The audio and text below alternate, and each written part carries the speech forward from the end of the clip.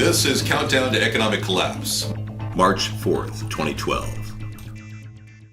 Wall Street hedge funds are still posing risks to the entire market, with mortgage-backed securities still facing stress. The Dow Jones is at 12,977.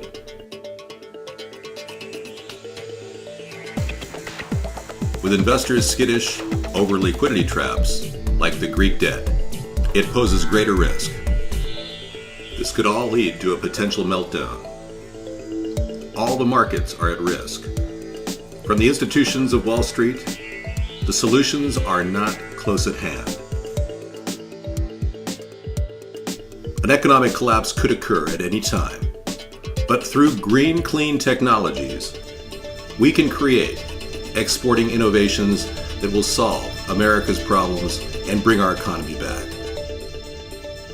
I'm David John Sponheim of America's Third Party, running for president in 2012. This past week has been the doldrums again.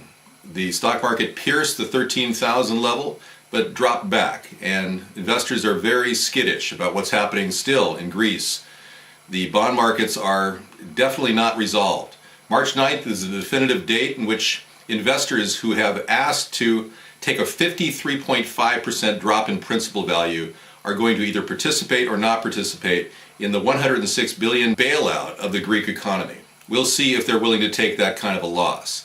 In the meantime, our country is facing much higher gas prices, 46 cents higher per gallon over January's prices. This is 37 cents less than the top prices in 2008, so we are approaching that situation we were approaching 3 years ago. Now, our country is still laboring under lack of jobs, lack of retail opportunities, lack of marketing, growth, production, you name it. Our country is missing out in so many different areas. Yet the media continues to paint Barack Obama as some sort of a great leader. I'm not sure what he is. He can't seem to make a good decision. The decision to have an oil embargo against Iran is a disaster. Iran sells lots of oil to China. China's not going to stop buying oil. It's not going to affect Iran's economy that much. Europe, on the other hand, is looking at a huge meltdown because of the price of oil spiking, and that's all because of Barack Obama. Yet he pretends like he has nothing to do with it. It's very odd the way he parades around and acts like he's done nothing wrong, and pretends like he's going to make everything right. Here is a gossamer liar who has done everything wrong and is the worst president in our history up to this point. Many people believe that that is the case, that his actions have led to lack of stimulus in our economy. Job growth is definitely not something that he has put his efforts into. We've only seen maybe 1 million new jobs, at best, from Barack Obama's efforts and the Democratic Party's efforts. They have been woefully wrong in every one of their economic predictions. They don't even admit that we're in a recession right now, and we clearly are. In fact, we're headed into a deep depression. This is a complete spin down of our economy. Everything is slowing down. You can feel it in the markets, stores, retail spaces, commercial property, completely empty. You probably see it in your area. I see it all over the place. And our country is not going to get better until we start producing new products and new innovations and getting the production cycle going. Well, companies like General Motors is now toggling back their production of the Volt. Their numbers are just not there. They expected many more sales and they haven't gotten them.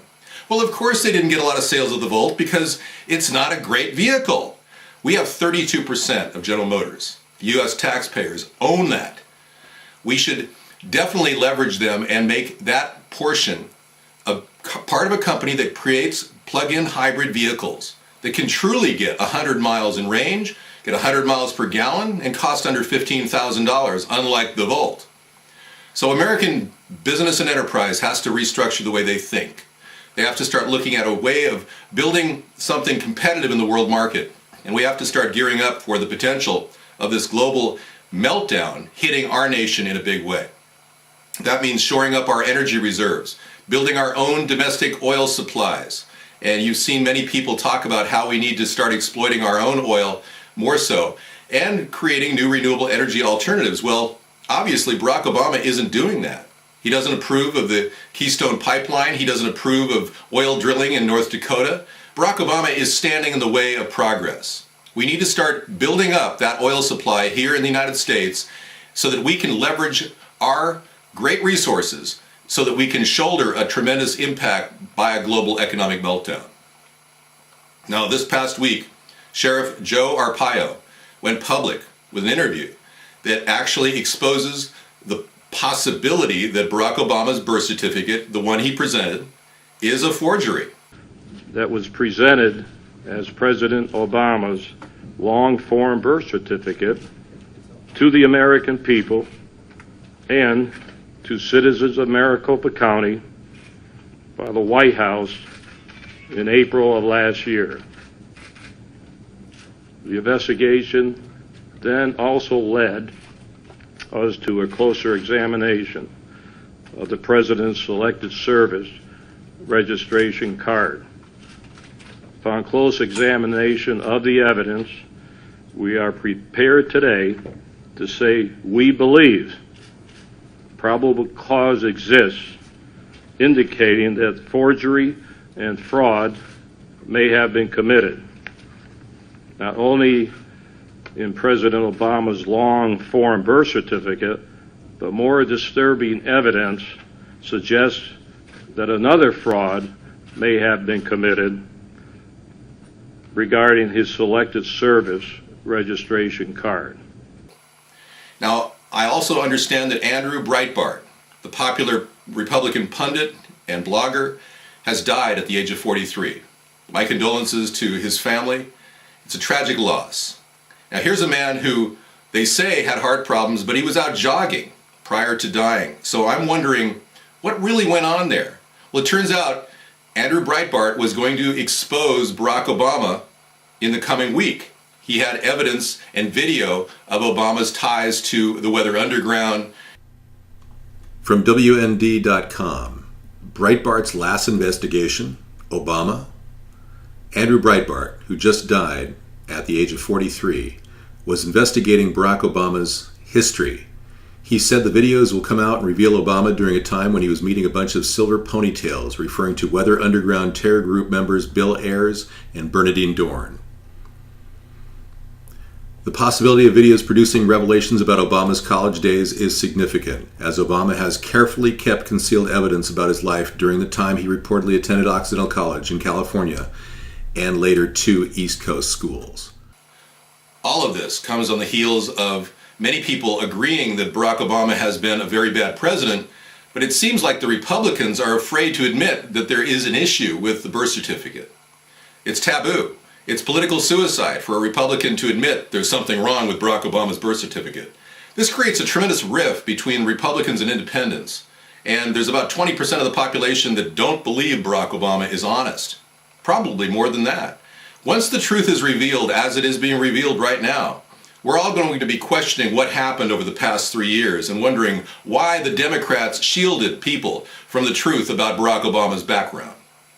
Now, I'm pursuing this issue even though I realize that it may be a moot issue for some people. I'm pursuing it because I would like to see every single signature that Barack Obama has placed on documents rescinded. I don't believe that anything he's signed has any merit. This includes NDAA, the exorbitant allowance of $662 billion for the military industrial complex, as well as a denial of our rights and our freedoms that NDAA supports, and I'd like to see Obamacare rescinded. The estimates are that it will cost our nation about $1 trillion, which is way more than we can afford over the next 10 years. All of that has to be rescinded. So, if we find out the truth shall set us free. All of that is part of what this new administration that I will bring will do. But our primary focus is jobs, building the economy, and protecting our nation, and shouldering up our sovereignty against other people outside of our nation trying to control us from within. Powerful elitists buying lobbyists, controlling legislation, like that which we saw the BP do when they gave $3 million to the Democratic Party in 2008, and they gave Barack Obama $72,000. Consequently, they got a chance to self-regulate themselves in the Gulf of Mexico. We all saw what happened then. We saw oil just pop up everywhere, and we're still seeing animal life die in the intertidal regions outside of the Gulf Coast.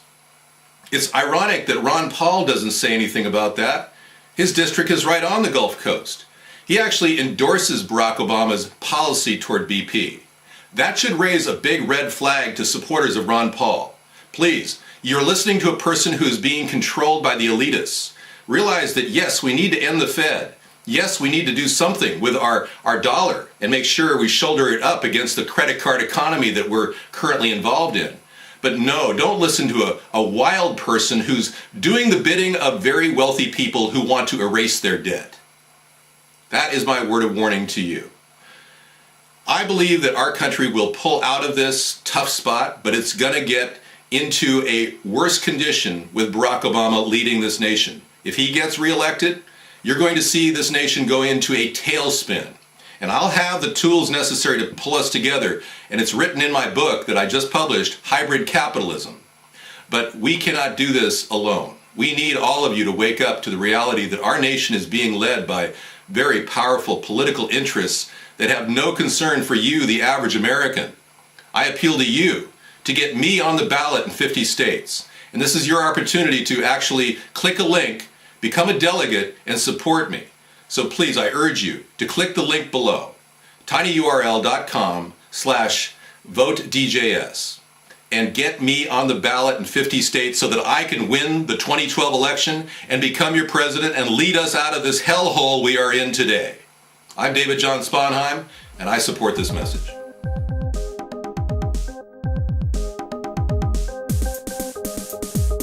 ATP, you and me.